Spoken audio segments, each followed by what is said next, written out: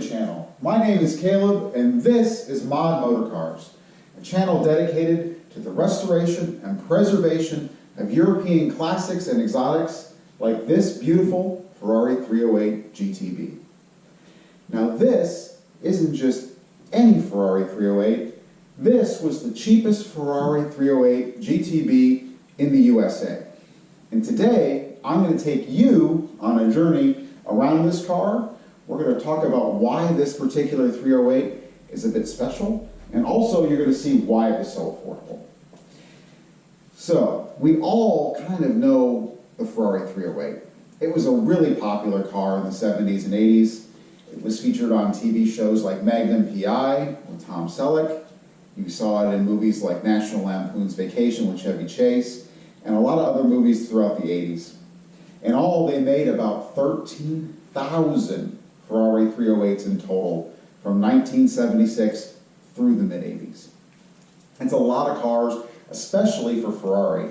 It was their highest selling car until the production of the Ferrari 360 many, many years later. So what makes this particular 308 a bit special? Well, to understand that, we have to understand a little bit about the different Ferrari 308 models and the timeline of performance of cars in the 70s and 80s. When the 308 first came out in 1976, it was a fiberglass car. And they called it a vetro resina, which meant fiberglass in Italian. Those cars were produced from 1976 until about the middle of 1977. Now, those cars are worth a fortune these days. They only made about 800 of them, so they're fairly rare, and they just were not desirable when they were made, and that's why they stopped making them in fiberglass. There were complaints early on from owners about the quality of the bodywork, about the fit and finish, about the paint quality, because the car was fiberglass. So in mid-1977, Ferrari switched over from building a fiberglass 308 to the steel-bodied Ferrari 308. From there, it continued through in that form all the way till about 1980, when they first started making fuel-injected cars. Now, this car being in 1977 was one of the early carbureted cars. So this has 4 twin-choke Weber carburetors on it. It was actually one of 2,185 carbureted coupes that were built. And the fact that this was built in 1977 makes it a little bit special and unique in and of itself.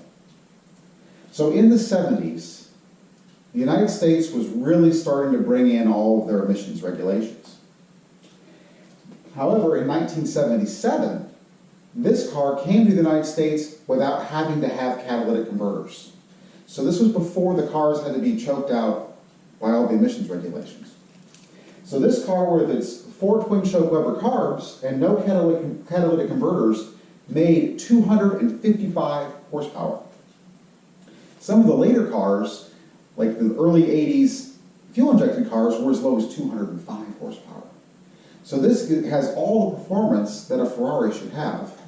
However, it's pretty rare because in 1978, the catalytic converters had to be fitted. So only the second half of 1977 did we get steel-bodied 308s without all the emission regulations that were choking them out. That means there were 345 steel-bodied, carbureted, non-catalytic converter coupes that were ever built. And about 28% of Ferrari production at the time came to the United States. So of those 345 cars, only about 100 of them were federalized for North American import. So this makes this a really rare car and something that's worth going through and bringing back to life.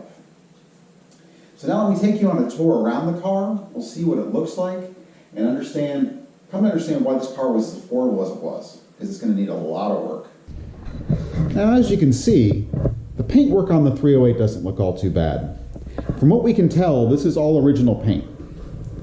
There's no signs of any accident damage on the car. There's no signs of any paint work having ever been done. But as you can see, especially when we zoom in, there are some swirls, there's some scratches, there's some dents in this paint. So we're going to have to go through and do a full paint correction on the car and do some paintless dent removal on this car for sure. We don't want to do any paint work on this car if we don't have to. It's all original paint, and we want to keep it that way. Now, if we come and look at the wheels and the tires, the wheels are in really bad shape. It looks like they've been repainted. They're bubbling and peeling. If we look at these tires, they're Pirelli P77s, which haven't been made in a long time. And the date codes on these tires actually suggest they were made in the early to mid-90s. So they're kind of like concrete blocks. We're going to have to replace the tires for sure. The mirrors are definitely faded. They're not in the greatest shape. This one actually doesn't even work. The driver's side one does. This one does not. We can see that we have all original glass on the car. It's all in good shape. There's no cracks. Nothing's broken. Everything's here. The bodywork's not too bad. And the rear wheels, almost worse than the front. Lots of bubbling, lots of flaking, lots of peeling. So we're going to have to send the wheels out to get redone. But overall, the bodywork's not too bad. No real signs of any rust. Now let me take you through, and we're going to take a look at the inside of the car. We'll start to see one reason why this car was so cheap. Now here's the inside of our 308, and as you can see at first glance, it looks pretty bad. We can see if we zoom in here, we can take a look at the carpet. It's all ripped and worn. It's totally shot. The driver's seat, totally shot. We can see that it needs to be recovered. The leather's split, it's worn out. Same if we come and look at the passenger seat. It's all ripped and worn out. There's some holes in the passenger door panel. Our center console could use some work. It's missing the part of the horse. Not all of the levers work. Most of the switches don't work. The dash isn't in bad shape. We don't really have any cracks. The leather's not peeling back. The steering wheel, though, is in pretty awful condition, and somebody lowered it down. We're going to have to figure that out. The original radio is here. However, it's broken and not working. We're going to have to figure that one out, too. There's a lot of wires hanging down underneath the dash. Lots of things not connected. So there's going to be a lot of wiring work to do on this car as well. Now let's take a look at the heart of the beast. The 2.9 liter dual overhead cam, 4 Weber carb Italian V8. You can see that everything's pretty much here. The original airbox is there, and it's in good shape. No real signs of any leaking, but no real signs of any maintenance either. You can see some rust on the oil filler. If we take a look down here at the timing belt, we can see it doesn't seem like it's been done. If we kind of zoom in on the pulley there, the tensioner pulley, there's no signs of it having been done either, so we're probably going to have to go through, do a full belt service on this car, probably a water pump while we're at it. We can see it looks like maybe somebody did some spark plug wires and a fuel line over here, but overall most of the hoses look original and old. We're probably going to have to do a lot of restoration. There's been no service records that came with this car, so no knowledge of when the last belt service was done, when the last valve adjustment was done. So we're going to have to go through and do a full mechanical service on this car. Well, thanks everybody for joining me today on the tour of the 308. As you can see, it's going to be a lot of work. We're going to document everything along the way. We're going to be making a lot of videos on the interior of the car, on the wiring. The very next video coming up that we're probably going to be doing, there's a starting issue with the car right now. It came off the truck, you put the key in it, all we hear is click. Battery's charged, so we're going to have to figure out what's going on there. Probably load test the battery, check all the grounds and the wiring, figure out if we need a new starter. So that's probably going to be the next thing we're going to have to go through and let you guys see that. Then probably clean up the interior, try to see what we can save, what we have to replace, all of that kind of thing. So there's going to be a lot of videos, a lot of content to come. So if you want to see more about the 308, watch it come back to life, please like and subscribe, click the notification button, share the video, put your comments down below, good or bad. I'd love to hear them.